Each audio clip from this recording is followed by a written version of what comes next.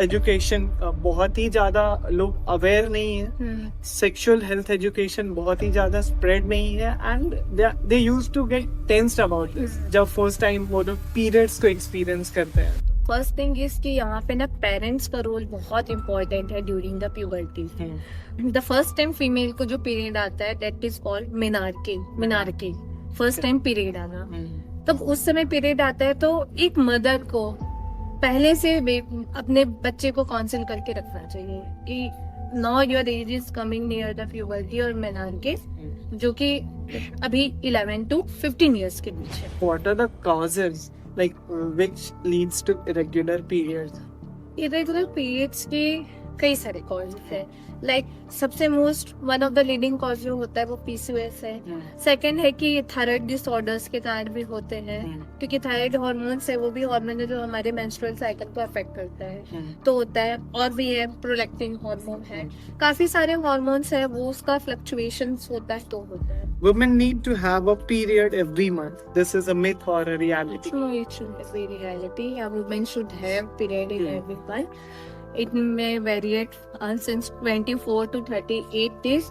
किसी को 24 डेज के इंटरवल में आता है, किसी को 28 डेज के में, किसी को 34 डेज में एंड अप टू 38 डेज में, तो दैट इज नॉर्मल। तो पेनफुल पीरियड्स के टाइम पे मोस्टली गर्ल्स जो हैं like they used to take pain killers. Is pain killer good for their health? Pain killer एक लिमिटेशन, मतलब बहुत एक्सट्रीम हुआ खा लिया देन दिस इज ओके, लेकिन पेन किलर आप उसको अपने रेगुलर बेसिस पे कर रहे हो या ज्यादा ले रहे हो, कोई भी ड्रग हो, हर ड्रग को अगर आप एक लिमिट से ज्यादा बियॉन्ड लोगे तो पक्का साइड इफेक्ट कराएगी। हर एक मेडिसिन का साइड इफेक्ट होता है, not even a single medicine जिसका साइड इफेक्ट नहीं है, ठीक है। तो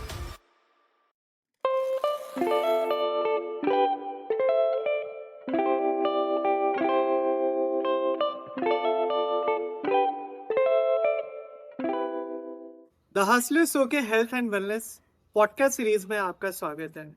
आज का पॉडकास्ट है गायनेकोलॉजी के बारे में with Chhattisgarh leading gynaecologist doctor Akanksha Sahu.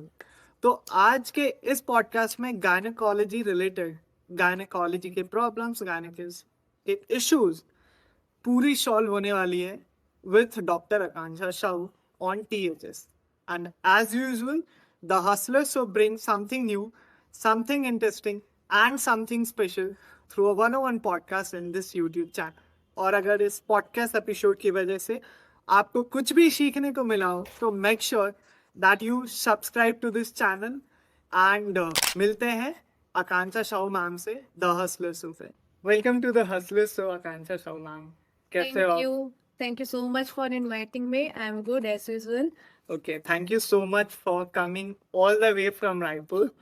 And yeah, let's start the show. Sure, Let's sure. start some beautiful conversation on gynecology. Yeah, So, are you comfortable saying your age? What is your age now? I'm right now 28. 28. Okay, great. So, like, अभी 28 as है आपकी.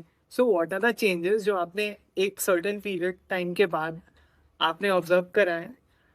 या usually specially आपके as की जो women's हैं उन्होंने observe करा है और उनके साथ अभी भी कुछ ना कुछ चेंजेस उनके बॉडी में बायोलॉजिकली हो रहे हैं एंड उनको साइकोलॉजिकली कुछ ना कुछ उनसे अफेक्ट करता है, तो what would you like to suggest them? The main thing अभी वुमेन्स जो होती है उनको अभी हम we are in reproductive age group, तो इस रिप्रोडक्टिव एज ग्रुप में वी हैव मेंसेस। तो मेंस्ट्रुएशन मतलब पीरियड होने से पहले कुछ कुछ इश्यूज होते हैं। वो इश्यूज क्यों होते हैं? क्योंकि हार्मोन्स जो होते हैं हमारे वो फ्लक्चुएट होते हैं। तो that a term is PMS, pre menstrual syndrome. उसमें क्या होता है, बीइंग अ फीमेल हमें ये होता है कि पीरियड आने से पहले हमें अननेसेसरी बहुत ज़्यादा एंजाइटी, टेंशन होता है, नींद ना आना, लो मूड आना, भूख ना लगना, खाने का मन नहीं होना, किसी से बात नहीं करना, अननेसेसरी चिड़चिड़ करना, बेवजह टेंशन ना हो, लाइफ में प्रॉब्लम ना हो फिर भी एकदम प्रॉब्लम है ऐसा फील होना, दैट इज नेचुरल। क्यों? क्योंकि वो हमें हो रहा है। बट ये एक एक्सटेंट से अगर ज्यादा होता है, जो हमारे लाइफस्टाइल, अगर उस समय मैं अपने आप को मतलब मेडिटेशन करके या फ्रेंड से शेयर करके या फैमिली के साथ टाइम स्पेंड करके अगर मुझे ठीक लगता है, देन इट इज गुड। लेकिन उसके भी बियॉन्ड अगर ये प्रॉब्लम बढ़ रहा है, ठीक नहीं लग रहा है, उसके कारण हमारी जो डे टू डे लाइफ है वो पूरी हैम्पर हो रही है, तब वहाँ पे डॉक्टर को दिखाना बहुत इम्पोर्टेंट है। गायनिक को भी दिखाना इम्पोर्टेंट है और एक साइकेट्रिस्ट को भी दिखाना इम्पोर्टेंट है। तो ऑल द चेंजेस वुमेन में जो भी होती है वो सिर्फ हार्मोन्स के कारण होती है। एग्जैक्टली, लाइक आफ्टर 13 प्यूबर्टी में जो एंट्री होती है गर्ल्स की, तो स्पेशली हार्मोनल चेंजेस जो होते हैं बॉडी में, वो आपको मेंटली और बायोलॉजिकली दोनों चेंज होते हैं बॉडी में और फिर आपके माइंडसेट में। तो when should someone walk into a gynecologist clinic, like किसी प्रॉब्लम को लेकर अगर जो वो फेस कर रहे हैं बॉडी में, क्योंकि इट्स लाइक कि एजुकेशन बहुत ही ज़्यादा लोग अवेयर नहीं है, सेक्सुअल हेल्थ एजुकेशन बहुत ही ज़्यादा स्प्रेड नहीं है, and they used to get tensed about this जब फर्स्ट टाइम वो लोग पीरियड्स को एक्सपीरियंस करते हैं। So what would you like to suggest them when they should walk into a gynec clinic? First thing is कि यहाँ पे ना पेरेंट्स का रोल बहुत इम्पोर्टेंट है during the puberty. The first time female को जो पीरियड आता है that is called menarche, first time period आना। तब उस समय पीरियड आता है तो एक मदर को पहले से अपने बच्चे को काउंसिल करके रखना चाहिए कि now your age is coming near the puberty और मेनार्के, जो कि अभी 11 to 15 ईयर्स के बीच है। बताना है कि तुमको पीरियड आ सकता है, पीरियड आएगा तो तुम मुझे बताओगे, अगर ब्लीडिंग ज्यादा होता है तो भी मुझे बताओगी। और एक मदर को ध्यान रखना है कि she is changing her pad, how much pad she is changing, कितना पैड, कितना सोहेज हो रहा है, पेन थोड़ी ना हो रहा है, वो उसकी day to day life hamper थोड़ी ना होती है, वो ध्यान रखना है। अगर कोई गर्ल को बहुत ज्यादा हैवी ब्लीडिंग होती है, ठीक है, उसके कारण उसको बहुत ज्यादा वीकनेस होता है या बहुत ज्यादा पेन होता है, पेट में दर्द होता है, या पीरियड है वो बहुत प्रोलॉन्ग है, रुक ही नहीं रहा है, बस होते जा रहा है, होते जा रहा है, होते जा रहा है, तब गायनेकोलॉजिस्ट को दिखाना चाहिए। सेकेंड वन इज कि अचानक से वेट बहुत ज्यादा पुट ऑन हो, Weight lifting. हाँ, या हाँ, या एक्ने बहुत ज्यादा होना, या hirsutism means excessive hair abnormal growth in face, कि यहाँ पे मूछें आ रही, दाढ़ी आ रही है फीमेल में, तब एक मदर को और एक वो बच्चे को भी अपने मदर से शेयर करते हुए तब गायनिक के पास और डॉक्टर के पास जाना चाहिए। तो ये जो भी चेंजेस है होता है तो उसके पीछे कुछ ना कुछ रीजन है, अब वही रीजन के लिए यहाँ पे डॉक्टर है। So like आपने बोला कुछ ना कुछ हार्मोनल चेंजेस आते हैं पीरियड्स के टाइम पे, तो what are the factors जो स्पेशली गर्ल्स को या वुमेन्स को पीरियड्स के टाइम पे कंसिडर करना चाहिए, लाइक पैड्स हो गए या फिर जो अदर मेथड्स हैं, तो what would you like to suggest? What are the other methods available during the periods which they should specially consider? Menstrual cups आते हैं, टेम्पन्स आते हैं, पैड्स आते हैं, दिस आर द थिंग्स, ठीक है, बट इट डिपेंड्स ऑन कि किसको क्या कंफर्टेबल फील होता है। Like some are comfortable with tampons, some are comfortable with pads, तो it depends on their convenience, but I mostly मतलब say the people कि आप पैड यूज करो and change the pad in every 8 hourly, चाहे वो soap हो या ना हो, for the purpose of hygiene change करना चाहिए। तो 8 hourly होता है तो बेटर है चेंज करना। हाँ, Great. बट इट डिपेंड्स कि किसको क्या पसंद है, किसी को कन्वीनियंट लगता है कि टेम्पन यूज करना, so that is good for her. Okay. Could you please explain this, like pads हो गए, tampons हो गए, cups हो गए, जो periods के टाइम पे यूज कर सकते हैं, बट और क्या क्या अवेलेबल है जो हम लोग बहुत ही ज़्यादा नेचुरल प्रोसेस फॉलो करके अपने पीरियड्स को सेव कर सकते हैं? ऐसे एज सच कोई एकदम नेचुरल है नहीं, लेकिन ड्यूरिंग द पीरियड अगर पेन ज़्यादा होता है तो हमें एक्सरसाइज करना चाहिए, योगा करना चाहिए, स्ट्रेचिंग एक्सरसाइज करना चाहिए। हॉट पैड आता है, हॉट पैड से हम अपने एब्डोमेन पे रख सकते हैं, मसाज कर सकते हैं, जिससे पेन रिलीव होगा। Okay. ठीक है, बट एज सच ऐसा कुछ भी बोलते हैं ना, घरेलू या कुछ भी ऐसा कुछ नहीं है जिससे कि हमारा जो फ्लो है वो करने से कम हो जाए या ज्यादा हो जाए, because it depends all on our home. Okay. तो like mostly women like genital area, let's talk about this particular topic कि pubic hair जो होता है, vaginal hair भी जिसको हम लोग generally बोलते हैं, so they used to use some products like razor हो गए या फिर कुछ hair removal products होते हैं जो markets में available हैं. So is this process really safe, the removal of pubic hair from a woman's? Removing of pubic hair is important for the hygiene, that is for sure. लेकिन market में बहुत सारे products आ रहे हैं जिसका हमें नहीं मालूम है कि वो क्रीम एप्लीकेशन या वो हेयर रिमूवल क्रीम से क्या साइड इफेक्ट हो सकते हैं, क्या हो सकते हैं। ऐसे पेशेंट्स आते भी हैं कि कुछ भी क्रीम अप्लाई कर लिया, वहाँ पे इन्फेक्शन हो गए हैं। तो इट डिपेंड्स कि वो प्रोडक्ट कैसा है, लेकिन रेजर सेफ है, यूज कर सकते हैं, क्योंकि क्लीनलीनेस मेंटेन करना अपने जेनाइटल और पार्ट्स को बहुत इम्पोर्टेंट है। बस यही सबसे फिर आगे वेजिनाइटिस, आगे स्किन इन्फेक्शन, फंगल इन्फेक्शन, ये सब होने के भी चांसेस होते हैं। तो cleanliness is all. Exactly. So cleanliness is the utmost, and यहीं से हम लोगों को हाइजीन के बारे में बात करना चाहिए इस एपिसोड में। तो पीरियड्स के टाइम पे आप क्या सजेस्ट करना चाहोगे गर्ल्स को to maintain a good hygiene? वही पैड चेंज करना चाहिए, 8 hours 8 में आवर्स में पैड चेंज करना चाहिए, क्लीन करना चाहिए, अपने प्राइवेट पार्ट्स को क्लीन रखना चाहिए। तो ये सब ध्यान रखना चाहिए। ठीक है, अगर लेकिन किसी का अगर पीरियड थोड़ा और फ्लो ज्यादा है तो ऐसा नहीं है कि अगर उसका 3 आवर्स में पैड सोके जाए या 4 आवर्स में पैड सोके जाए तो वो वेट करते रहे 8 आवर्स का। अगर वो सोक्ड हो गया तो she should change the pad and wear again. ठीक है, साथ में जो पैंटीज होती है, अंडर गारमेंट्स है, अंडर गारमेंट्स भी क्लीन रहने चाहिए।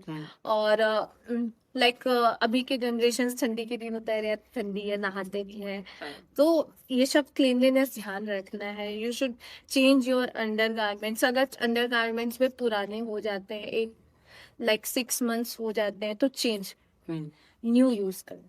क्या, तो ये सब थोड़ी छोटी चीजें जो हमें ध्यान रखना है। लाइक पीरियड्स के बारे में बात कर रहे हैं, बट इवन यहाँ पे भी एक टर्म है कि लाइक पेनफुल पीरियड्स जो बहुत सारी लड़कियों को, स्पेशली गर्ल्स को फेस करना पड़ता है। So what are the factors which leads to painful periods? और अगर जो किसी को पीरियड्स के टाइम ड्यूरेशन में पेन हो रहा है तो what are the processes which they should follow? Painful period is known as dysmenorrhea. लाइक Dysmenorrhea. पहले बार पीरियड आया तो मेनार के ओके पीरियड के समय पेन हो रहा है तो डेट इज डिस्मेनोरिया, जो हमारे मेडिकल टर्म में होता है। और आफ्टर पीरियड स्टॉप हो जाता है, दैट इज मेनोपॉज। ठीक है, good, you're good. Thank you. ठीक है, तो डिस्मेनोरिया के भी कॉजेस होते हैं। एक तो होता है प्राइमरी कॉज, दूसरा सेकेंडरी। प्राइमरी कॉज मतलब कि नॉर्मल हमारा ये यूट्रस है, यहाँ पे वो एंडोमेट्रियम है, शेडिंग हो रहा है, तो ब्लड है। अब वो ब्लड को बाहर निकालना है तो वो पुश करेगा। पुश कैसे करेगा? कॉन्ट्रैक्ट होगा, ब्लड बाहर आएगा वजाइना से। ठीक है, तो एक प्राइमरी होता है जो कि नॉर्मल फिनोमिना है, जो कि फिजियोलॉजिकल कॉन्ट्रैक्शन होगा तो बाहर ब्लीडिंग होगी, बाहर निकलेगी, तो ये पेन हो रहा है। एक और कॉज होता है जो सेकेंडरी, मतलब पैथोलॉजिकल, मतलब जिसमें कुछ ना कुछ रीजन है, पैथोलॉजी है। लाइक कभी किसी को फाइब्रॉइड होता है, ये जो आम भाषा में गठान बोलते हैं, वो होता है। तो सेकंड एंडोमेट्रियोसिस, जो अभी वुमेन में बहुत ज्यादा है, ये most one of the cause of infertility भी है, और बहुत severe pain. Sorry to interrupt you, what is endometriosis? Endometriosis, Okay. Endometriosis means like हमारा ये यूट्रस है, यूट्रस में भी 3 लेयर होते हैं। तो सबसे इनर मोस्ट लेयर को बोलते हैं एंडोमेट्रियम। Okay.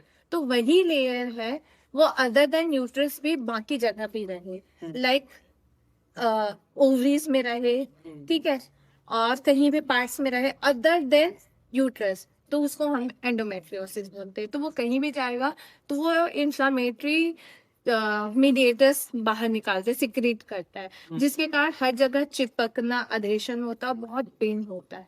तो ये one of the most common cause होता है पेनफुल पीरियड्स का। ठीक है, साथ में एडिनोमायोसिस भी होता है। एडिनोमायोसिस मतलब उसमें भी जो यूट्रस है वो भी साइज इंक्रीज हो जाता है। ठीक है, तो इस तरीके के काफी सारे कॉजेस हो सकते हैं, लेकिन मोस्टली जो अभी फीमेल में जो होता है वो फिजियोलॉजिकल ही ज्यादा मिलता है। ठीक है, अगर फिजियोलॉजिकल में है, पैथोलॉजिकल में जाएंगे तो एंडोमेट्रियोसिस होगा। तो ये सब अभी रिसेंट ट्रेंड्स है जो चेंज होते जा रहे हैं। पहले एक टाइम था कि एंडोमेट्रियोसिस उतना केसेस नहीं रहते थे, but during this time endometriosis, PCOS है जो इरेगुलर ब्लीडिंग जिसमें होता है, ये बहुत कॉमन हो गया है।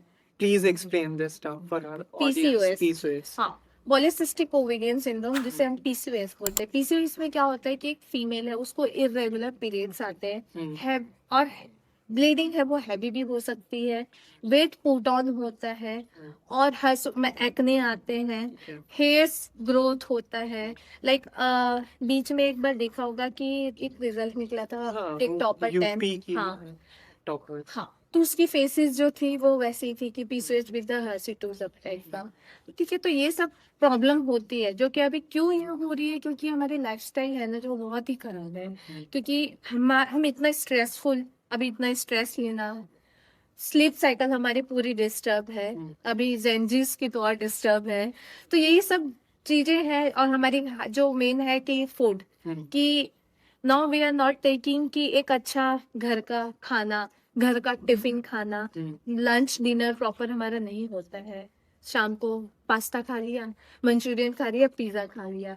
तो यही सब चीजें हैं जो कि हमारे लाइफस्टाइल को खराब कर रही है, और ये पीसीओएस होने जा रहा है। Okay, understood. So अभी हमने डिस्कस करा कि पेनफुल पीरियड्स के क्या क्या कॉजेज होते हैं और उस समय आपको क्या स्टेप्स फॉलो करने चाहिए। तो पेनफुल पीरियड्स के टाइम पे मोस्टली गर्ल्स जो हैं like they used to take pain killers. So is pain killer good for their health and is it okay like pain killer एक लिमिटेशन, मतलब बहुत एक्सट्रीम हुआ, खा लिया, देन दिस इज ओके। लेकिन पेन किलर आप उसको अपने रेगुलर बेसिस पे कर रहे हो या ज्यादा ले रहे हो, कोई भी ड्रग हो, हर ड्रग को अगर आप एक लिमिट से ज्यादा बियॉन्ड लोगे तो पक्का साइड इफेक्ट कराएगी। हर एक मेडिसिन का साइड इफेक्ट होता है, not even a single medicine जिसका साइड इफेक्ट नहीं हो। ठीक है, तो वो साइड इफेक्ट करेगी अगर हम ज्यादा लेंगे। तो फॉर दैट, कि कोई भी अगर फीमेल है जिसको ज्यादा ऐसा पेन का कंप्लेन होता है, तो फर्स्ट अपना exercise, yoga, stretching, hot pad से मसाज, ये सब स्टार्ट करना चाहिए। अगर ये सब से भी रिलीव नहीं मिलता है, then she can go for pain killers. उसमें भी हम लोग एंटी स्पाज्मोडिक ड्रग्स देते हैं, डॉक्टर के कंसल्टेशन से ही लेना चाहिए। ये नहीं कि मेडिकल शॉप में जाए, जो भी दिया वो ले लिया। जो भी मेडिसिन हम अपने बॉडी को दे रहे हैं तो वो हमेशा डॉक्टर के कंसल्टेशन से लें। एग्जैक्टली, बट लाइक यहाँ पे एक स्टीरियोटाइप है या फिर people used to suggest other girls or like women ki I'm using this product and this is absolutely amazing and you should try this, but according to the research or I think this is a fact as well कि आप जो खुद के लिए medicine ले रहे हो, it's not necessary कि अदर गर्ल्स या फिर जो आपकी फ्रेंड्स हैं वो बॉडी जो है आपकी वो सेम मेडिसिन के लिए बनी है। क्यों? क्योंकि एवरीबडी है different different genetic potential. Exactly. ठीक है, मेरे जीन लेवल, आपके जीन लेवल, दूसरे के जीन लेवल, सबकी और सबको बॉडी में अलग अलग है।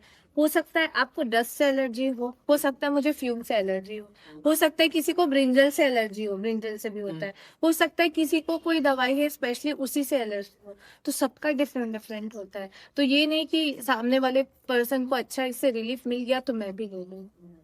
तो हमेशा इसलिए बोलते हैं कि डॉक्टर के पास जाओ, उनको बताओ, अपना प्रॉपर हिस्ट्री दो, विद उसके बाद ही बताओ। ओके, तो अब यहाँ से लाइक पीरियड्स के बारे में बात कर रहे हैं, तो यहाँ पे एक और टर्म है which I would like to put up, irregular periods.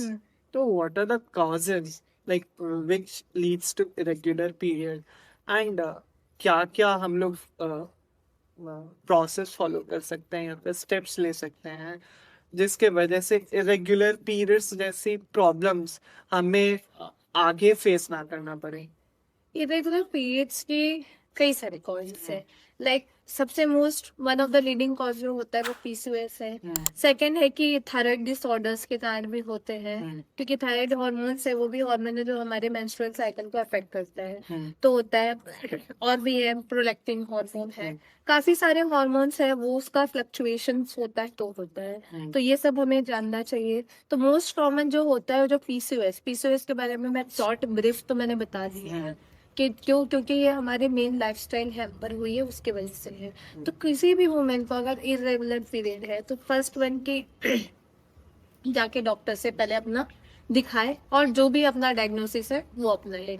लेकिन मोस्ट ऑफ द ये इस जो अपना जर्नी है इरेगुलर पीरियड बोलो या पीसीओएस बोलो, इसमें जो सबसे इम्पोर्टेंट है, जो लोग विश्वास ही नहीं करते, बिलीव ही नहीं करते और फॉलो ही नहीं करते, वो है कि हमारा लाइफस्टाइल मॉडिफिकेशन में सबसे इम्पोर्टेंट है कि 30 मिनट्स एरोबिक एक्सरसाइज करना है, ब्रिस्क एक्सरसाइज करना है। हाँ, ब्रिस्क एक्सरसाइज, ठीक है, वो करना है 30 मिनट्स डेली, करना ही करना है। Second one, avoid sugary food, excess sugary food, fatty food, junk, spicy food.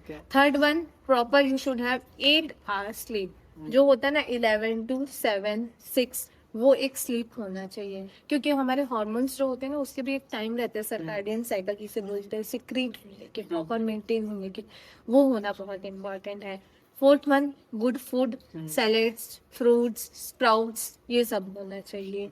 Stress management होना चाहिए कि हमें अपने स्ट्रेस से हमें अपने आप को दूर रखना है। दूर क्या कैसे रख सकते हैं? Meditation, that is the wonderful thing, seriously this is the wonderful thing. जो फॉलो नहीं करते हैं, या तो ये प्राणायाम करो डेली 10 मिनट्स, आराम से बॉडी बहुत रिलीफ मिलता है। तो ये सब चीजें हैं जो करना ही चाहिए। और ये सब करने से ऐसा नहीं होता है कि मैंने 1 वीक किया और मुझे रिजल्ट मिल गया।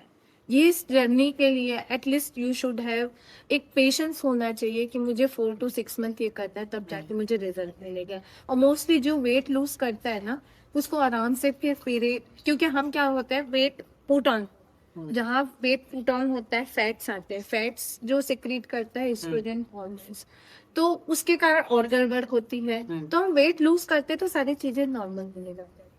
तो ये मोस्ट इम्पॉर्टेंट थिंग है जो हमें फॉलो करना चाहिए। उसके बाद अगर किसी को बहुत ज्यादा प्रॉब्लम है या उससे ठीक ही नहीं मिल रहा है, या तो और सेकेंडरी कॉज है, तो medicine option. Exactly. So now let's talk about infertility, which is a major problem in India. So what leads to infertility, and what are the solutions available for women? First one की infertility वो होता है, तो मैं यहाँ पे दोनों important है, मेल फीमेल दोनों। Female is responsible for the 50%, the male is also responsible for the 40%, and the 10% is the other causes. What are the other causes? There is many other causes, idiopathic, some are known, मतलब hormonal का, many other things. कभी कभी what we say कि unknown cause of infertility, ठीक है। तो काफी सारे 10% जो हमारे एंटिटी है वो हो रहते हैं। तो सबसे पहले मैं आती हूँ कि फीमेल के, I am gynaec, so I will talk only about the female. तो फीमेल्स में लाइक कि कभी भी एक फीमेल है, फीमेल के लिए कंसीव होने के लिए जो most important things are 4 things. एक होता है यूट्रस, जहाँ पे बच्चा रुकेगा, इम्प्लांट होगा। सेकेंड वन इज ट्यूब, जहाँ से या और ये ओवरी होता है, ओवरी से ओवम सेक्रेट होगा, ओवम वो जाएगा ट्यूब में, और यहाँ से स्पर्म है वो जाएगा, तो वो फर्टिलाइज होके फिर कहाँ पे आ जाएंगे, यूट्रस में। तो ये ट्यूब पेटेंट होना बहुत इंपॉर्टेंट है। अगर ट्यूब का एक कोना ब्लॉक है तो ना स्पर्म अंदर जा पाएगा, ना वो कहाँ पे ही रहेगा, ओवम वहीं पे ही रहेगा। तो tube is important, ovary is important, uterus important, और नीचे सर्विक्स इज ऑल्सो इम्पोर्टेंट, ठीक है। इधर मेल में I will only talk about the sperm thing, कि उसका स्पर्म काउंट है वो एकदम सही होना चाहिए। ये सब चीजें हैं। लेकिन कभी कभी ऐसा होता है कि यहाँ पे एनोवुलेशन मतलब अंडा सही से नहीं बनता, ओवम नहीं बनता है। Okay. ठीक है, ओवम नहीं बनेगा, ओसाइट्स नहीं रहेंगे तो फर्टिलाइजेशन नहीं होगा, तो मतलब फर्टिलाइजेशन नहीं होगा फिर बनेगा नहीं। तो इसके लिए क्या है कि प्रॉपर टाइम पे प्रॉपर अच्छे क्वालिटी का ओसाइट्स जो ओवम है वो निकलना चाहिए। तो वो क्यों नहीं हो पाता है, क्योंकि एक जो कॉज मैंने बता दिया पीसीओएस जो होता है उसमें भी इनफर्टिलिटी, एंडोमेट्रियोसिस में भी होता है, और भी अदर्स हार्मोनल प्रॉब्लम्स होते हैं, डायबिटिक्स होती हैं, जो बहुत ज़्यादा ओबीस फीमेल होती है, ये सब में बहुत सारे होते हैं जो को इनफर्टिलिटी रहता है। और ये मोस्टली ये सब क्यों होता है, क्योंकि हम लोग की लाइफस्टाइल भी, मैं हर हमेशा जो हमारी जितनी भी प्रॉब्लम्स है ना, ऑल ऑल ऑल ऑल है a common thing, lifestyle. Lifestyle खराब रहा सब कुछ होना चालू हो जाता है। और सेकंड थिंग की जो स्मोकिंग है, अल्कोहल यूज है, ये भी एक्सेसिव यूज से भी हमारी जो स्पर्म क्वालिटी है और जो ओवम की क्वालिटी है दोनों खराब हो जाती है। तो इसके कारण ये सब फैक्टर्स होते हैं जो कॉज जो इनफर्टिलिटी के। जो ट्रीटमेंट होता है वो basically step by step we use to go. कि first one is ovulation induction. Ovulation induction मतलब मैं अंडा बना रही हूँ, हम जो लेमैन में वो बोलो तो एक अंडा बना रही हूँ ताकि एक स्पर्म जाए और वो फर्टिलाइज होके एक एम्ब्रियो बन जाए। ठीक है, तो वो मैं सब चीज कहाँ बॉडी के अंदर हो रहा है, तो इसमें मैं देखूंगी, पेशेंट को बुलाऊंगी, यूएसजी करूंगी, देखूंगी, फिर मैं मेडिसिन दूंगी, मेडिसिन से मैं अच्छा ओम बनाऊंगी। ये हो गया first. Second one is IUI. IUI में क्या होता है कि देयर आर सर्टेन पेशेंट्स जिसमें हमें स्पर्म है, मेल के स्पर्म को हमें एक इंजेक्शन के थ्रू, एक सिरिंज के थ्रू अंदर इंजेक्ट करना रहता है यूट्रस के अंदर, तो उसे बोलते हैं आईयूआई। ठीक है, हाँ। देन एक थर्ड ऑप्शन आता है जो लास्ट होता है हमारे लिए, वो होता है आईवीएफ का, इन विट्रो फर्टिलाइजेशन, जिसमें टेस्ट ट्यूब बेबी बोलते हैं, जिसमें ओवम भी पिक किया जाता है, स्पर्म भी, एम्ब्रियो बनता है, देन एम्ब्रियो को अंदर ट्रांसफर किया जाता है यूट्रस के अंदर। ठीक है, तो ये तीन ऑप्शंस हैं हमारे। तो step by step we use to go कि हम कंडीशंस देखते हैं, क्या है, कितनी मैरिड ईयर लाइफ है, एज क्या है, बहुत सारी चीजें हैं, वो कंबाइन करके हमें फिर उसमें जाना पड़ता है कि हमें ये ऑप्शन तो देना patient. Okay. So, could you please explain about IVF थोड़ा सा डिटेल में? ये I- प्रोसेस क्या होती है? IVF is the last option for us. Okay. कि कोई भी पेशेंट है कि अगर किसी का IUI से भी कंसीव नहीं हो रहा है, mostly we wait for 3 IUIs, उसके बाद भी अगर नहीं होता है तो फिर we go for IVF। IVF में क्या होता है कि या किसी के पास ओवरीज नहीं होती है तो बाहर डोनर ओवम लेके फिर ये लेके अंदर डाल जाता है। तो इसमें क्या होता है कि एक नेचुरल इंक्यूबेटर बोलो या तो एक नेचुरली कंडीशन बनाया जाता है जहाँ पे हम स्पर्म ओवम दोनों को फर्टिलाइज करते हैं आर्टिफिशियली, और वहाँ एम्ब्रियो बनता है। फिर वो एम्ब्रियो को हम अंदर यूट्रस के अंदर डाल देते हैं सो दैट आगे यूट्रस में ग्रोथ हो। तो यहाँ से एक और कंसेप्ट है कि बाकी भी आईवीएफ पेशेंट्स होते हैं जिसका एम्ब्रियो हमने अगर ज्यादा बन के रखा हुआ है तो वो हमें फ्रीज भी कर सकते हैं, सो दैट अगर एक आईवीएफ सक्सेसफुल ना रहा तो सेकेंड टाइम भी उनको इतना प्रोसेस नहीं करना पड़ेगा, पिकिंग हमारे पास एम्ब्रियो है, हम वो ट्रांसफर कर देंगे। तो वो जो फर्स्ट जो स्टेप है वो उससे वो बच सकता है अगर वो फ्रीजिंग करा लिया तो। ठीक है, तो लेकिन ये काफी कॉस्टली है और काफी दिक्कत है हमारे इंडिया में, क्योंकि हमारे छत्तीसगढ़ में भी कोई भी अभी तक गवर्नमेंट सेटअप नहीं है जहाँ पे ये आईवीएफ हो या जो किसी को फ्री ऑफ कॉस्ट मिले।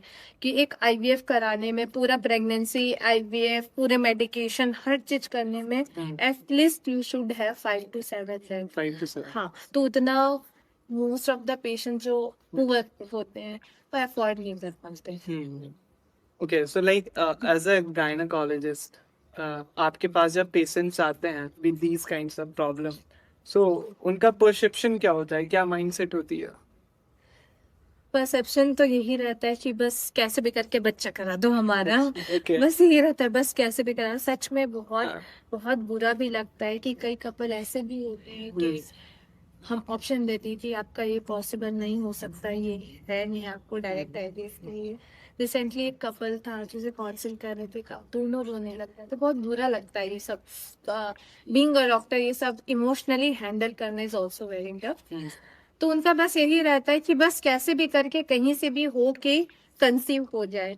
और यही परसेप्शन के कारण उन लोग बहुत सारे अंधविश्वास चीजों में भी घुस जाते हैं। लाइक कई सारे होते हैं ना, आबा बाबा टाइप से लोग कुछ भी कि हम तुम्हारा ये करा देंगे वो करा देंगे, वो सब चीजों में फंस जाते हैं। तो ये सब मिथ से दूर रहना चाहिए। अगर कोई प्रोफेशनल डॉक्टर से आपको ऐसा कुछ समझा रहा है तो वो ऐसे नहीं बोलेगा। Exactly. तो अगर वो कुछ आपको गाइडेंस दे रहा है, आपको रास्ता बता रहा है कि आप यहाँ तक जा सकते हो, इनसे करा सकते हो, तो I think you should go at least एक कंसल्टेशन ले लो। मैं नहीं बोलती कि बस जो बोल रहे हैं वो करो, लेकिन सुन लो और करो अपने। Exactly, like people used to believe that उनके जो friends suggest करेंगे that is more accurate and precise than the doctor's consultation. Okay. What is the safest option like during periods in point of view, like hygiene point of view से like एक हो गया कि आप patch use करते हो, टैम्पन्स हो गए, मेंस्ट्रुअल कप्स हैं, और भी अदर जो प्रोडक्ट्स अवेलेबल हैं, तो सेफेस्ट ऑप्शन क्या है? मुझे लगता है कि periods, my personal view, I am talking about my personal view, okay, being a girl, हमें पैड्स इज गुड। क्योंकि वो जहाँ भी है हम रिमूव करके यूज कर, टेम्पन्स होते हैं, जो कप्स होते हैं, कभी कभी वो रीयूजेबल भी होते हैं, तो वो हमें उसे क्लीन करने का, ऑटो क्लीन करने का, स्टरलाइज करने का बहुत सारा रहता है। ट्रैवलिंग में भी दिक्कत होती है। तो मुझे ऐसा लगता है कि जिसका साइकिल्स वगैरह सब सही है, न हैवी नहीं है, तो pad is safe. go for the price. I can't get pregnant if I have sex during periods. This is good question. अगर पीरियड हो रहा है, हाँ. पीरियड मीन्स उस समय उसको मेंस्ट्रुएशन हो रहा है, तो उस समय उसके पास ओवम नहीं है, मतलब ओवुलेशन नहीं हो रहा है। लेट मी क्लियर यू कि हमारा जो 28 डेज का साइकिल होता है, फर्स्ट वाला ये फेज होता है, ये फेज होता है जहाँ पे फॉलिकुलर फेज, फॉलिकल्स बन रहे हैं, फिर फॉलिकल्स बहुत बड़े हो जाते हैं, तो वो ओवम बन जाते हैं, oocytes होते हैं, ब्रेक होता है, तो ये ओवुलेशन फेज आता है 14 डेज में। फिर उसके बाद ये आता है कि जो बना हुआ है वो आप कॉर्पस लूटियम हम बोलते हैं अपने लैंग्वेज में, वो बहुत हैवी हो जाएगा आप लोग के लिए, ठीक है। तो वो डीजेनरेट होता है अगर फर्टिलाइज नहीं होता है, तो वो फर्टिलाइज नहीं होता, डीजेनरेट हो गया, प्रेगनेंसी नहीं हुई, तो अब फेज आता है मेंस्ट्रुएशन का। अब यहाँ पे क्या हो रहा है, पीरियड हो रहा है। अब किसी को ये पीरियड टाइम है जहाँ पे पीरियड हो रहा है, तो पीरियड के समय तो यहाँ पे एग नहीं है, तो एग नहीं है तो कहाँ से तो प्रेगनेंसी होगा। तो ऐसा ये सही है कि during the period woman can't be a pregnant. Okay, so this is like fact. Okay, birth control pills will cause infertility. Birth control, it depends on the body, ठीक है। It can cause, और depend करता है कि आप कौन सा वाला ले रहे हो बर्थ कंट्रोल पिल, ठीक है। इसमें भी वी हैव ऑप्शंस कि आप कौन सा ले रहे हो। और एक दो पिल्स लेने से उतना नहीं होता, लेकिन इफ यू आर टेकिंग बहुत सारा बार बार ले, कई पेशेंट्स लोगों को लाइक अभी मैंने बहुत सारी जगह बोला है कि एक्टोपिक प्रेगनेंसी में ट्यूबल एक्टोपिक होता है, ट्यूब में हो जाते हैं, क्योंकि इसलिए बहुत सारे पिल्स ले रहे थे प्रोजेस्टेरोन पिल्स, तो उसके बाद भी होता है। तो हो भी सकता है but not 100%. Okay, so this is like myth. Okay, women need to have a period every month. This is a myth or a reality? No, it shouldn't be reality. A woman should have period in every month. It may vary since 24 to 38 days. किसी को 24 days के interval में आता है, किसी को 28 days के में, किसी को 34 days में, and up to 38 days में. So that is normal. Okay, that is wrong. Tight clothing. This is a fact. Tight clothing can cause vaginal infections. Yeah, it can precipitate the infections. Okay. There are certain fungal infection, bacteria infection, that is a fungal infection. During that time, people should not wear tight clothes. Okay. So it will precipitate the infection. So it can be. Okay. Reality. Condoms prevent all STDs, sexually transmitted diseases. This is the best thing about the condom. कि condom is as a barrier also, contraceptive barrier, plus it will protect a person from the STDs, sexual transmitted disease or infections. Okay. It is a Is this like 100% contraceptive measures or it varies? Like sometimes maybe it can lead to pregnancy. it can lead to pregnancy. There are certain cases where the condom get break. Okay.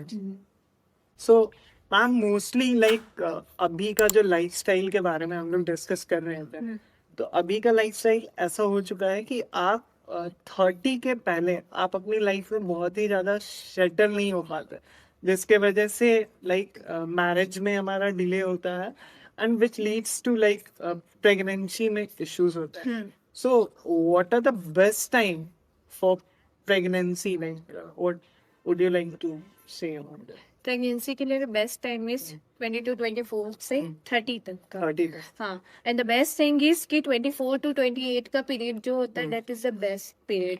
क्योंकि जैसे as बढ़ता है ना, pregnancy related complication increase होती है. Have you heard about the down syndrome? Down syndrome में ना एक ऐसे बच्चे जिसके जो गोल चेहरे, राउंडेड फेस, नेक छोटे रहते हैं, शॉर्ट हाइटेड वाले रहते हैं, जो मेंटली रिटार्डेड रहते हैं, तो वैसे बच्चे जो डाउन्स बेबी बोलते हैं हम, हाँ, वो होने के चांसेस होते हैं एज जितना ज्यादा होता है. तो हाइपरटेंशन, बीपी, शुगर, प्रेगनेंसी में बीपी भी होता है, that term is known as pre-eclampsia. तो वो होने के, शुगर होने के चांसेस होते हैं, और भी कॉम्प्लिकेशंस, प्री टर्म लेबर वगैरह होने के बहुत सारे चांसेस होते हैं कॉम्प्लिकेशन. तो बेटर है कि आप सही एक्यूरेट एज में मैरिज कर लो और कंसीव कर लो. Okay, great. Like talking about like sexual health for women. So what are the factors जो women को consider करके रखना चाहिए उनकी sexual health life के बारे में? वुमेन का सबसे इम्पोर्टेंट है कि उसका बॉडी रेडी है कि नहीं, वो ध्यान रखना Okay. चाहिए. कि दैट इज ऑल्सो मतलब एक फेज है कि वो उस फेज में जा रही है, तो उस समय हमारा बॉडी भी ना फिट रहना बहुत इम्पोर्टेंट है. साइकोलॉजिकली भी फिट रहना बहुत इम्पोर्टेंट है. बहुत सारी वुमेन होती है जो स्ट्रेस होती है, टेंशन होती है, तो उस ड्यूरेशन में ना उनको उतने डिजायर्स नहीं होते हैं सेक्सुअली. तो ये सब मैनेज करना बहुत इम्पोर्टेंट है. तो बॉडी मेंटली और फिजिकली फिट रहना कंसिडर करना बहुत इम्पोर्टेंट है. Okay. So recently we just talked about fertility. So suppose someone is trying for so long for pregnancy, and according to like fertile days के accordingly, and आपने just mention करा कि at least you should give a period for 1 year, कि अगर जो उस period के बाद भी आपको results नहीं मिल रहे हैं, then you should go for a gynae consultation, right? So like, but mostly people used to avoid this to go to a gynae or some, doctor की consultation में. तो what are the steps which they should take, like क्या steps लेने चाहिए? उनको ये ध्यान रखना चाहिए कि what are the fertile period Period. और कितना क्वार्टल फ्रिक्वेंसी होनी चाहिए. लाइक फर्टाइल पीरियड उस पीरियड को बोले जाते हैं जहाँ पे लाइक जब मुझे मतलब किसी वुमेन को पीरियड आया है तो दैट इज द डे 1, वहां से उसे काउंट रखना है. जब वो डे 8 पे आ गई है तो ये 8 से 18 डेज, ये टाइम पे कपल को ज्यादा कांटेक्ट रखना चाहिए. Okay. और कांटेक्ट के साथ उस समय फ्रिक्वेंसी भी ज्यादा ही रखनी चाहिए, सो दैट ये टाइम जो होता है that is the most fertile period of the month. तो उस समय कांटेक्ट में रहेंगे कपल्स और अपना सही फ्रिक्वेंसी भी रहेगी, कोई कॉन्ट्रासेप्शन वगैरह यूज नहीं करेंगे, सही से सब चीज रहा तो कंसीव हो जाता है. तो ये कंसिडरेट करना Okay, so चाहिए. this period is also known as like safe period. This period is known as also unsafe period. Unsafe By period. unsafe period, Yeah. during this period, there are more chances of the pregnancy.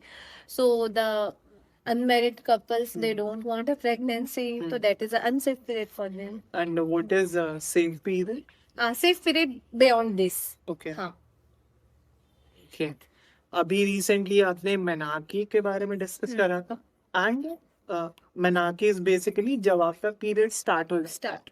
And recently we talk about like कि before 30 आपको pregnancy का planning start कर देना चाहिए now and after 35 to 38 mostly like 40 इसके बाद फिर menopause का पीरियड जो रहता है वो स्टार्ट हो जाता है सो मेनोपॉज क्या होती है इसके बारे में आप थोड़ा सा एक्सप्लेन करो और मेनोपॉज के पीरियड के होने के बाद वुमेन्स को मतलब what are the changes which they should like वो ऑब्जर्व करते हैं inside the body first thing is menopause. Menopause मतलब कंप्लीटली पीरियड्स का आना बंद हो जाना, वो मेनोपॉज होता है. इट मींस दैट कि आपका जो एग का सिक्रेशन है वो कंप्लीटली लाइक बंद.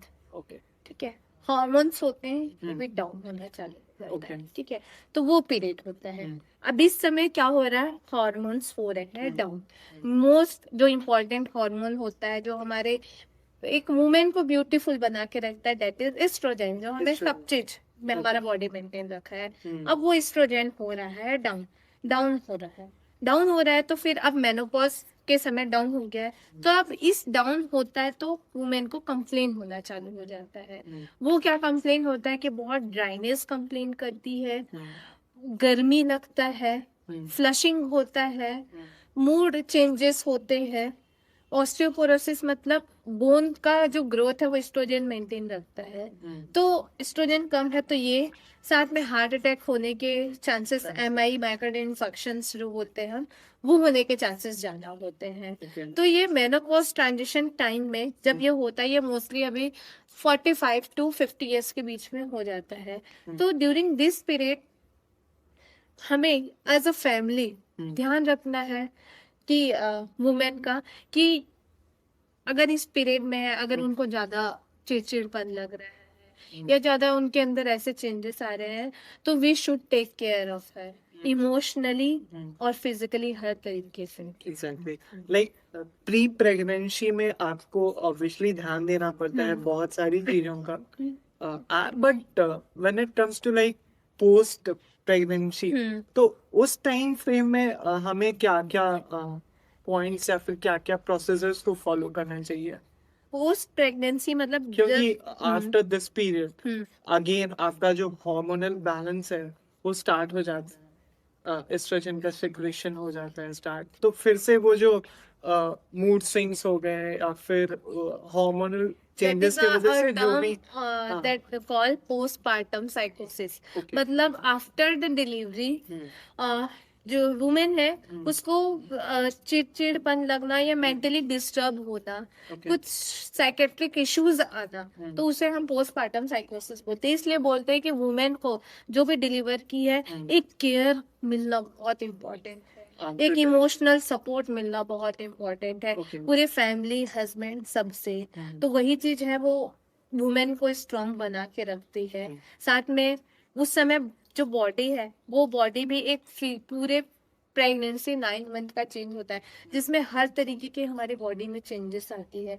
वो इतनी चेंजेस जो आती है वो रिवर्ट बैक भी होना है.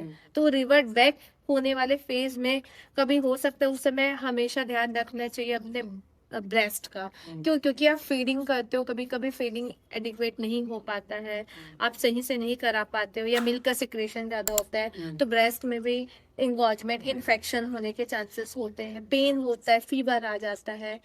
बाद में भी अगर किसी का नॉर्मल हुआ या स्टिच लगा हुआ है, वहाँ पे इन्फेक्शन होने के चांसेस होते हैं। किसी का ऑपरेशन हुआ है तो लंबे टाइम से वो बेड पे है तो उसके कारण भी इन्फेक्शन, तो बहुत सारे इन्फेक्शन होने के भी चांसेस होते हैं। तो उस समय हाइजीन बहुत इंपॉर्टेंट है, उस समय अर्ली एम्बुलेशन चलना इम्पॉर्टेंट है, पूरा प्रॉपर डाइट अच्छा लेना इम्पॉर्टेंट है। जिस तरीके से प्रेगनेंसी में पूरा डाइट हम ध्यान रखें, उससे ज़्यादा बल्कि पोस्ट प्रेगनेंसी में ध्यान रखना है, क्योंकि मदर है वो फीड कर रही है बेबी को, मदर के न्यूट्रिशन के ऊपर ही बेबी का न्यूट्रिशन है, तो उस समय खाना भी बहुत इम्पोर्टेंट है। तो इस तरीके के ये सारे एस्पेक्ट्स पोस्ट प्रेगनेंसी देखना चाहिए। And one of the most important is contraception, कि कोई भी वुमेन है उसे ध्यान रखना है कि for the next 3 years baby नहीं लेना है। क्यों? क्योंकि इतना बड़ा चेंजेस हुआ है जो बॉडी में, वो अपने बॉडी को पूरा फिर से एक प्रॉपर बनाना है। वो एटलीस्ट 3 years गैप लेना चाहिए, उसके बाद फिर नेक्स्ट प्रेगनेंसी का सोचना चाहिए। अभी लाइक बहुत सारे बिलीव्स हैं कि आप पिल्स यूज करोगे या फिर कॉन्डम्स यूज करते हो, तो these are not so reliable, so please help us understand. For the contraception, हाँ, फर्स्ट वी शुड नो कि जो वुमेन है उसका स्टेटस क्या है। स्टेटस इन द सेंस कि उसके हिस्ट्री क्या है, मेडिकल हिस्ट्री के बारे में भी इम्पोर्टेंट है जानना हमें, और साथ में कि वो मतलब जस्ट मैरिड है, कॉन्ट्रासेप्शन चाहती, कि उसका एक चाइल्ड है उसके बाद कॉन्ट्रासेप्शन चाहती है, क्या ये डिटेल हिस्ट्री रहना एक डॉक्टर को जानना बहुत इम्पोर्टेंट है। उसके बाद हम कॉन्ट्रासेप्टिव एडवाइस देंगे। फर्स्ट वन कि अगर कोई वुमेन है लाइक उसका बच्चा हो गया है, बच्चे होने के बाद at least she should have a 3 years of gap होना चाहिए फॉर द फर्दर प्रेगनेंसी। तो उस ड्यूरेशन के लिए हमारे पास ऑप्शंस होते हैं। Best one is copper T. Copper T use कर लो। एक इंट्रायूट्राइन डिवाइस होते हैं जो कि हम यूट्रस के अंदर वो डिवाइस को डाल देंगे, which will prevent for pregnancy. तो ठीक है, तो एक ये ऑप्शन है। ये भी अवेलेबल्स होते हैं 3 to 5 years, 5 to 7 years duration के रहते हैं, तो एक ये यूज कर सकते हैं। दूसरा वन है एक ओरल पिल्स होते हैं, वो यूज कर सकते हैं। Third one condom. कॉन्डम उतना रिलायबल इसलिए नहीं है क्योंकि टीयर होने के चांसेस ज्यादा होते हैं, और साथ में पेशेंट है, पेशेंट को सेटिस्फेक्शन नहीं मिलता है, तो मोस्ट ऑफ द मेल जो होते हैं पार्टनर्स वो ये कंप्लेन करते हैं। ठीक है। फोर्थ वन इंजेक्टेबल्स भी आते हैं। इंजेक्शंस आते हैं जो कि हर 3 मंथ 2 मंथ में लगाना पड़ता है। जो डे होते हैं डॉक्टर बुलाते हैं, उस डे में ड्यूरेशन में जाके कराना पड़ता है। और एक परमानेंट मेथड ऑफ कॉन्ट्रासेप्शन होता है जिसकी फैमिली कंप्लीट हो गई है, तो उनको तो उसको बोलते हैं हम लोग ट्यूबेक्टमी या वैसेक्टमी। अगर कोई फीमेल है, फीमेल को में करना है तो ट्यूबेक्टमी होता है। लेकिन यही ऑप्शन और भी है मेल के वैसेक्टमी, क्योंकि मेल को कराना और ज्यादा इजी है। वो शॉर्ट प्रोसीजर होता है, ब्लीडिंग भी कम है, कॉम्प्लिकेशन भी कम है। तो आई विल ऑलवेज से कि एक मेल पार्टनर है उसे भी कॉन्ट्रासेप्शन का ध्यान रखना चाहिए। He is equally important. ठीक है। तो अगर फैमिली कंप्लीट हो गई है तो मेल शुड गो, बेस्ट होगा, क्योंकि अगर फीमेल के में उतना कॉम्प्लिकेशंस होने के हम एज कंपैरिजन टू वैसेक्टमी थोड़ा ज्यादा होते हैं। Okay. Could you please explain these two terms, tubectomy and vasectomy? Tubectomy में क्या होता है, जो फेलोपियन ट्यूब होते हैं, वो फेलोपियन ट्यूब को हम लोग या तो कट कर सकते हैं, या रिंग डाल सकते हैं, या क्लिप कर सकते हैं। ठीक है। वो 3 मेथड होते हैं। एक तो होता है ओपन मेथड, जो हम लोग इंसिजन दिए, सर्जिकली इंसिजन दे के पेट में चीरा लगा के ट्यूब्स होते हैं उसके कुछ पार्ट्स को कट करके अलग अलग कर देते हैं। दूसरा ऑप्शन होता है लेप्रोस्कोपिक होता है, जिसे दूरबीन बोलते हैं, हम दूरबीन द्वारा कराएं। उसमें डाल के बस क्लिप लगा दो या तो रिंग लगा दो, उससे हो सकता है। तो ये क्या हो गया है अपना फीमेल का। फिर वैसेक्टोमी, जो वास्ट डिफरेंस होते हैं मेल में, तो वो उसमें कट लगाना पड़ता है। तो वो भी वो शॉर्ट प्रोसीजर होता है और कॉम्प्लिकेशन लेसेस होते हैं। तो ये अच्छा ऑप्शन है मेल के लिए भी बहुत। अभी भी आई एम हैप्पी टू से दिस कि आते हैं, ऐसे भी आते हैं, विलेज के भी आते हैं कि कराए हुए हैं वैसेक्टमी। तो इट्स फील गुड, और इसमें और अवेयरनेस होना चाहिए, सो दैट अच्छा होगा फीमेल के लिए। एक मेल पार्टनर भी साथ दे रहा है। What is the time when someone should go for vasectomy? What should be the age after the completion of the family. after the At least completion of the at least they should have मतलब they are satisfied with their family, मतलब कि Okay. I will I had these 2 children, I'm okay with it, now we don't want any pregnancy, then she can go, or sorry, he can go. Okay. Please correct me if I'm wrong. तो वेशेक्टॉमी process के बाद basically sperm का secretion बंद हो जाता है. Okay, great. So now but still जो हाँ. होते हैं उन्हें एटलीस्ट 1 to 3 मंथ का ना कॉन्ट्रासेप्शन यूज होना चाहिए, क्योंकि जो स्पर्म्स बने हुए हैं वो भी सिक्रेट तो हो सकते हैं जो बने हुए हैं, ठीक है. तो इसलिए वैसेक्टमी कराने के बाद भी एटलीस्ट 1 to 3 मंथ का और कॉन्ट्रासेप्शन यूज करना चाहिए, उसके बाद they are free. Okay. So going for the last question of this segment. So basically हम लोग मंच में सेक्सुअल रिलेटेड इश्यूज बहुत सारे देखते हैं, लाइक इरेक्टाइल डिसफंक्शन हो गया या फिर जो भी हैं. But when it comes to women, so what are the issues and problems जो कि वुमेन सेक्सुअल हेल्थ को अफेक्ट करती है? प्रॉब्लम मेनली डिस्पैरिनिया, मतलब pain during the okay. Sexual intercourse. Okay. ये प्रॉब्लम वुमेन में होती है. एक और टर्म है कि वेजिनिस्मस, जिसमें टाइट होती है, वहां की मसल्स टाइट होती है, जिसके कारण वो पेनिट्रेशन में मतलब दिक्कत होता है, प्रॉब्लम होता है मेल को फीमेल में, ठीक है. और third one is loss of libido, मतलब इंटरेस्ट ही कम आना. वो क्योंकि हो सकता है स्ट्रेस प्रॉब्लम, कुछ अपना होता है करियर का या फैमिली का कुछ इश्यूज हो रहे हैं, तो ये सब इश्यूज होते हैं जो फीमेल को फेस करना पड़ता है. मोस्ट ऑफ द जैसे कि इन्फेक्शंस होते हैं तो भी उसको पेन कंप्लेन हो सकता है, एंडोमेट्रियोसिस है तो भी उसको पेन कंप्लेन हो सकता है, तो वो सब चीज रूल आउट करना पड़ेगा. Okay. So this was all for the segment with doctor Akanksha Shahu ma'am. So thank you again, thank you so much for being guest on the Hustler Show, and yeah, that's all.